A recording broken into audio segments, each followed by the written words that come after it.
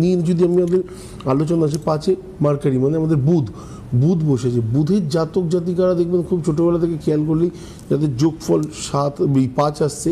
তো 5 মানে হচ্ছে 5 হতে পারে, 14 হতে পারে, একদম 23 হতে পারে, 23 হতে পারে, ব্যাস 5 32 হতে পারে। 32 সংখ্যা তো নেই। না 32 সংখ্যা মানে যোগফল করার পরে অনেকে দেখা যায় যে 47-48 হচ্ছে। তো এইরকম একটা ব্যাপার থাকে। তো তার যোগফলটা কত আসছে সেটা আপনাকে দেখতে হবে। জন্ম তারিখ যেটা সেটা তো মূলাঙ্কতে চলে আসছে, আমি ওখানে আসছি না, নাম অনুযায়ী বলি। বুঝতে পেরেছি, মানে নামের যে কটা লেটার রয়েছে একদম সেটা ধরো তোমার টোটাল সংখ্যাটা 64 হলো 64, তাহলে 6 আর 4 যোগ করলে কত হচ্ছে 10, 10-এর মানে 1, তো সেরকম অনুযায়ী। তো 5-এ বুধ থাকে। বুধ মানে হচ্ছে কি বলবো, বুদ্ধির জায়গা, স্নায়ুর জায়গা।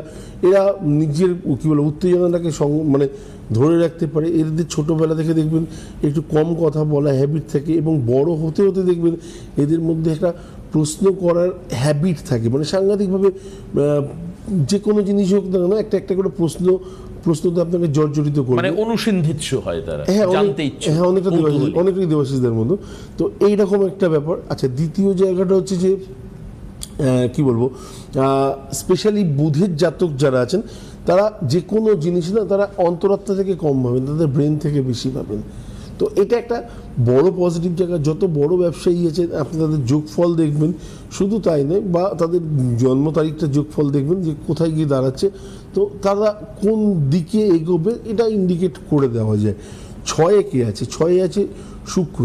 বৃহস্পতির পরে যদি বলি, শুক্র একটা এমন প্ল্যানেট যেটা অনেক বড় এবং এর লাইফে অনেক কিছু দিতে পারে মানুষকে। এবং শুক্রের জাতক জাতিকারা দেখবেন সবসময় পরিষ্কার পরিচ্ছন্ন, মানে আপনার বাচ্চাকে বাড়িতে যদি তার মানে নাম অনুযায়ী টোটাল সংখ্যাটা 6 হয়, আপনি দেখবেন তার যখন জ্ঞান এসছে বা সেন্স এসছে তখন থেকেই দেখবেন সে খুব নিজেকে পরিষ্কার পরিচ্ছন্ন টিপটপ রাখা, জামা প্যান্ট গুজে পরা, জুতোটা বেরোনোর আগে নিজের জুতো নিজে একটুখানি ঘষে পরিষ্কার করে দেওয়া, এই জিনিসগুলো তার মধ্যে থাকবে। কারণ সে 6 সংখ্যা। শুক্র কখনো নোংরা কিছু পছন্দ করে না। শুক্র কখনো কারোর সাথে, আমি বলি বারবার, অন্য কোনো প্ল্যানেটের সাথে থাকতেও পছন্দ করে না। তো শুক্রের পজিটিভ দিকগুলো হচ্ছে এতটাই। আর দ্বিতীয় কথা হচ্ছে যে জাতক শুক্রের জাতক হয় তার বিদেশ যাত্রা থেকে শুরু করে ইঞ্জিনিয়ারিং হতে পারে, বা মেডিকেলের দিকে যদি স্যাটার্ন একটুখানি ভালো সাপোর্ট দেয় জন্মছকে, তাহলে অবশ্যই যেতে পারে। এবং সে কি বলবো, জন্মস্থানে কম বাইরে থাকার একটা প্রবণতা, বাইরে কর্মটা পাওয়ার একটা জায়গা কিন্তু অনেক বেশি থাকে।